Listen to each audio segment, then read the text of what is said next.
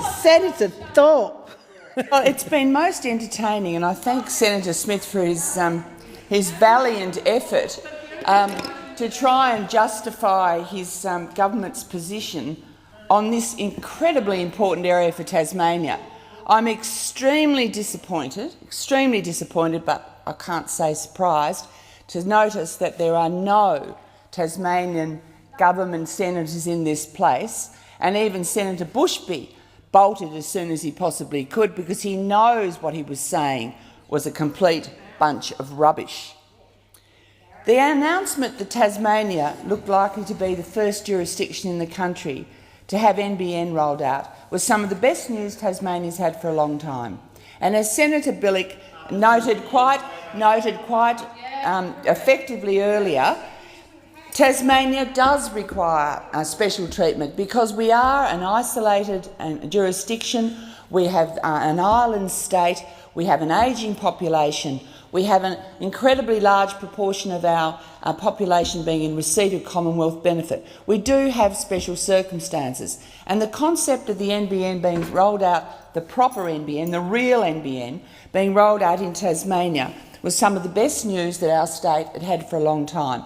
Then Premier David Bartlett celebrated it, and as someone who's an expert in the IT area, he knew, he had the vision to realise what it could do for Tasmania. And there's been a lot of talk about contracts and weasel words around contracts. But I have in my hand here the press release, and Senator Mackenzie may chuckle, but here it is in black and white. NBN Co seals construction contract to complete broadband rollout in Tasmania. Up to 800 new jobs to be created at peak of rollout. State government backs training for school leavers and job seekers. Very good news for the state and celebrated at the time. At about the same time, the people to whom the contract was awarded, Leighton Contractors, their subsidiary, Vision Stream, secured the $300 million NBN contract. Black and white. NBN confirms it. The successful contractor confirms it.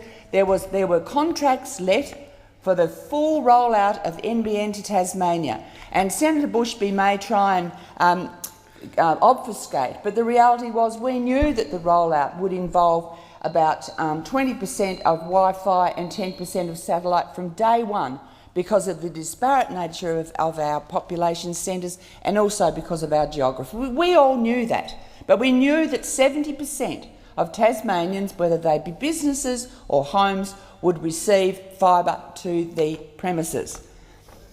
But of course the election loomed and there was a bit of nervousness around. So we needed to get some clarification about what was really going to happen. And I quote Malcolm Turnbull, as we have stated in our policy, we intend to honour existing contracts. The alternative would be to breach them, and that is a course we would not countenance. May 2013. Then again, in August, what we will do is honour NBN Co's contracts. The contract that I've just shown here is a full, complete broadband rollout in Tasmania. You can't get away from it. We're not about to tear up contracts or walk away from them.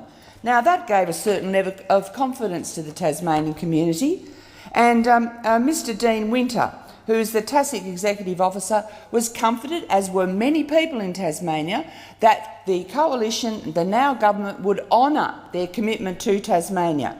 And he welcomed the statements by the now Minister Turnbull to that effect.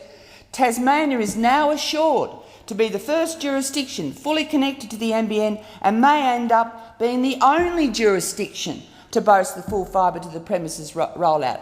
This based on the fact that if the coalition's plan took off and our contract was honoured, we would be the only ones.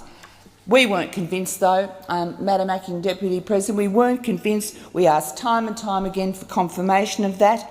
Then Minister Julie Collins wrote letters to the editor. She wrote to all over the place to try and get some confirmation, and was accused by Senator Bushby of manufacturing mistruths and distorting the truth on a scare campaign. But we were right, Madam Acting Deputy President, because look what's happened. We even had some comfort earlier from comments from Ziggy Sikowski that we should be encouraged that things could be fixed. but they're not going to be. Tasmania's been conned. We're going to be conned again. Thank you, Senator Thorpe.